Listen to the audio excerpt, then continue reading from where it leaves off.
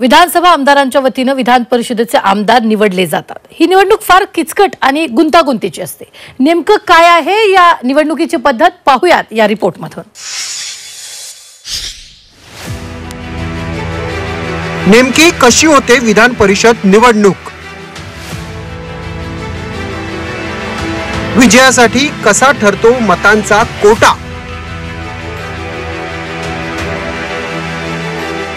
उमेदवारांना कशी दिली जातात पसंतीची मतं? विधानसभा आमदारांमार्फत विधान परिषदेवर निवडल्या जाणाऱ्या 11 जागांसाठी शुक्रवारी निवडणूक होते। राष्ट्रपती निवडणूक आणि सिनेट निवडणुकीसारखीच या निवडणुकीची प्रक्रियाही थोडी गुंतागुंतीची आणि जटिल असते। विधानसभेप्रमाणे विधान परिषदेत थेट निवडणूक प्रक्रिया होत नाही। इथे पसंती क्रमाची पद्धत वापरली जाते। निवडणुकीसाठी जितके मतदार उभे असतील तेवढ्या उमेदवारांना पसंती क्रम देता येतो। मतदान करणाऱ्या आमदारांचं संख्याबळ आणि जागा लक्षात घेऊन कोटा ठरवला जातो। हे गणित नेमकं कसं असतं ते समजून घेऊया। महाराष्ट्र विधानसभेत 288 आमदार आहेत। काही आमदारांनी राजीनामे दिल्यानं सध्याचं संख्याबळ 274 इतकं आहे।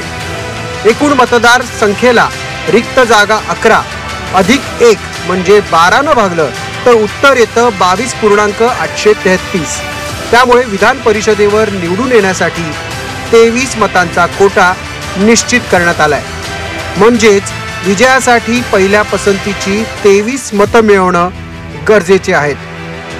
मात्र प्रत्यक्ष मतदान कमी झाल्यास हा कोटा कमी देखील होऊ शकतो। प्रत्येक मताचं मूल्य 100 इतकं असतं। म्हणजे 2300 मतं मिळणारा उमेदवार विजयी होतो। आमदारांना मतं देताना 1, 2, 3, 4 असे पसंती क्रम द्यावे लागतात।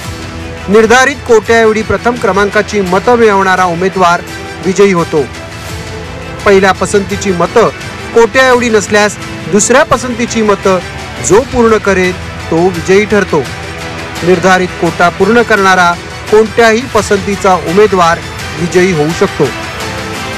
ही प्रक्रिया किचकट असल्याने हॉटेलांमध्ये ठेवण्यात आलेल्या आमदारांना याबाबतचं प्रशिक्षणही दिलं जातं। विधान परिषद निवडणुकीत सर्वात मोठा मुद्दा असतो गुप्त मतदानाचा।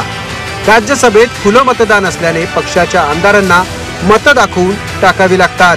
मात्र विधान परिषदेत आमदार गुप्त मतदान करतात।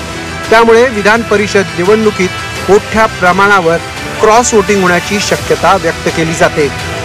विधान परिषद निवडणुकीच्या आजवरच्या इतिहासात अनेकदा धक्कादायक निकाल लागलेत। त्यामुळे कोणते 11 उमेदवार विजयी होणार आणि कुणाची विकेट जाणार यासाठी शुक्रवारी संध्याकाळपर्यंत वाट पाहावी लागेल। ब्युरो रिपोर्ट, झी 24 तास।